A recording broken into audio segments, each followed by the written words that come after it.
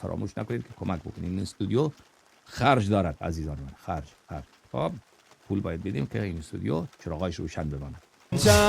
المستعان و الیک المشتکا، غیر از تو آخر کسی رو نداریم خدا.